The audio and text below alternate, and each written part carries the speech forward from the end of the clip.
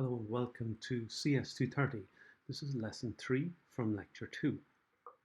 And in this particular lesson, I want to go into block and inline elements in a little bit more detail. You've actually seen some of these already. For example, a table element is a block element.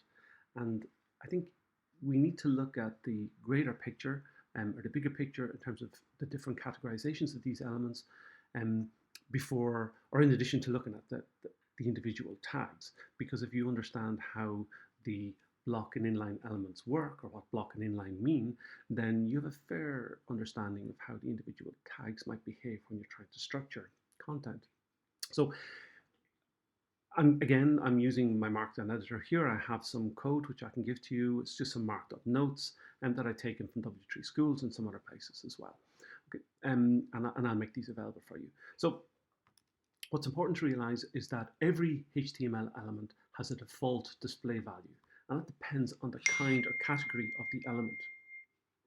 So there are two display values. One are block and inline. And a block level element is one that always starts on a new line.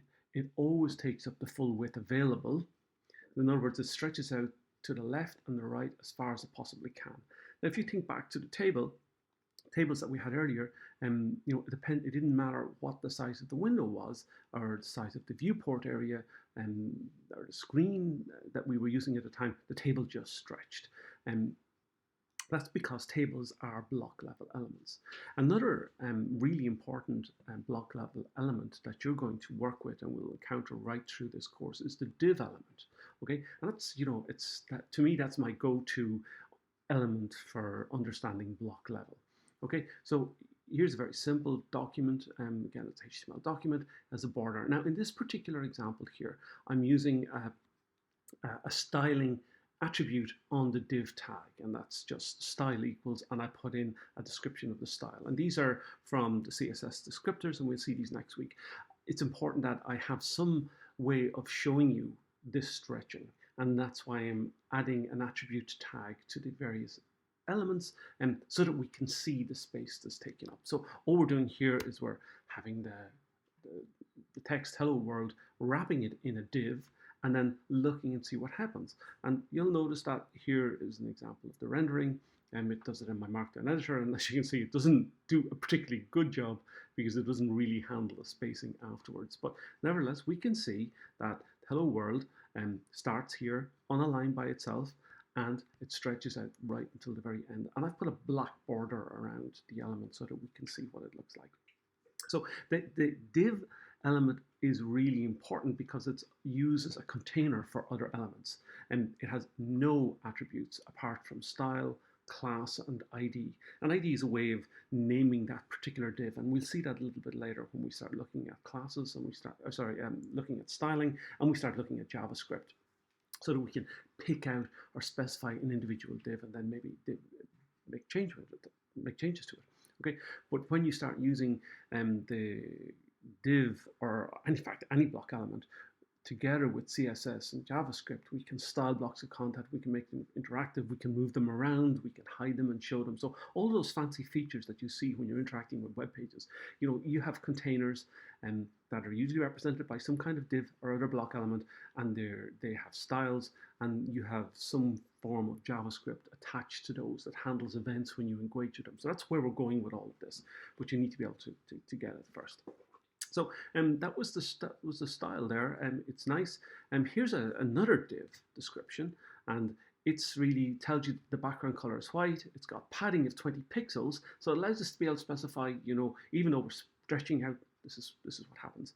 So actually, I have that example in the text to have a look at. We can put it into our CodePen.io playground, but let's just copy it here. So where's the corresponding element? If I click here, corresponding element is here. Okay, so let's have a copy that text, and let's place it here and have a look and see what happens. Okay, so yeah, it's nice. It tells us that the background color is black, the color is white, the padding is 20 pixels, PX stands for pixels, you can see it here, and we can change this and control it. This isn't really getting two styles now, but we can make this 80, for example. and we can see it changes the padding all around the div element. Let's return back to, we can make the background color blue, and so forth, and we can do all of that stuff. And we can copy this as before into our editor. Let's just use the one that's here in the try it this time, and we get something. We run it, and it's fine. It works here as well. Okay, so that's not too bad at all. And let's go back to our markdown. Okay, so that's nice. Okay, so a full list of the block level elements can be found in W3 Schools, and you can go to the section on block level, and you'll see here are all the block level elements. Address, article, figure, block quote, canvas forms are really important for us, div, sections, and of course our old friend table is back here. Okay. The next thing we need to think about are the inline level elements. And inline elements don't start on a new line, and they only take up as much weight as necessary. So an example of an inline element is the span element. Let's have a quick look at that. It says that I've got my notes here. Look, it says that it's an example of a block level element. Actually, it's not. It's an inline level element. So we just fix this. Let's fix this. Inline element.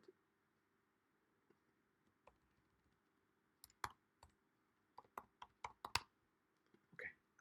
So let's look at the example. Here we have using the span tag. And again, we're putting a little red box around the hello world this time. And you can see it's got a paragraph, the P, the paragraph ends with this P here. And we're putting the span inside. And again, it's a span/span. And we can see, because we told it to have a little red box around it, we can see that the span element contains this. It marks this out. And as before, we could give it an ID, we could give it something else, and we could probably change the word with JavaScript from hello world to hello John, or whatever you'd like. Okay, the span element is used as a container for text. It has, again, has no required attributes, but you can use style, class, and ID. Here's one, for example, where you're just changing the color of one word by just having and making it red by changing the style. Again, you can have a look at this in the W3 Schools, and it should be fairly straightforward. You can get the full list there. What's really interesting, of course, is that you can combine block and inline elements. So you can put divs inside another div, and then you can put spans inside divs. You could try to see what happens yourself if you try to plot a block element inside an inline element. And of course, as I said before, tables that we created using the table element, all of the rules relating to block elements apply. So therefore, that's why the table we saw in the last few lessons stretched out to the whole page, because they were block level elements, so we didn't control it. And we could do things like set the paddings and all those kind of stuff and styling, and we'll see that over the next and the coming weeks' lectures and lessons. But let's have a quick peek to see what might happen with the embedding elements inside elements. And of course, here you can have the all of the some inline elements in HTML. You'll see things like images here, scripts, input, select. These are all objects, so that sit inside and behave as inline elements. And if you look at, for example, the button, if you look at select, you look at input, then they're inline elements.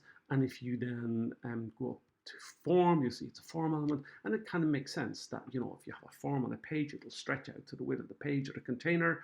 Or in other words, it'll stretch out to the amount of space that's available, and then you can then have the elements that just take up as much space as necessary, like a button or an input box or something like this. But you have to really understand it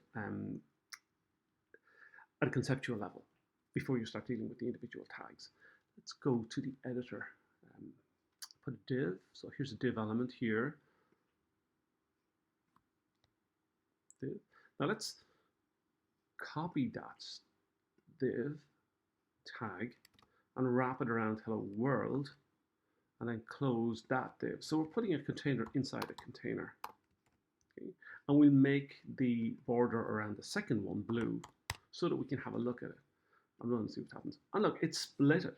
Okay, so the hello world was split because it always starts in a new line, as we said, and we expect that, and it takes up too much space as that's available. So if we were to change this to span, for example, so we're now looking at a span or a container around just the word world using span/span, and we're telling that looks like it's blue. Then we have here a blue box around this, and we're isolating that word. We're giving it a particular style by itself, and then we're isolating that text or that or whatever. You could have a span inside a span in a container, and that's how it works. So you really need to get a sense of your understanding of how your block and inline level elements work, how to relate to each other, and what we can do and isolate them. And once we understand how they behave, we can start giving them names and start manipulating them with JavaScript, and we can start styling them. Okay, we leave it there. Thank you.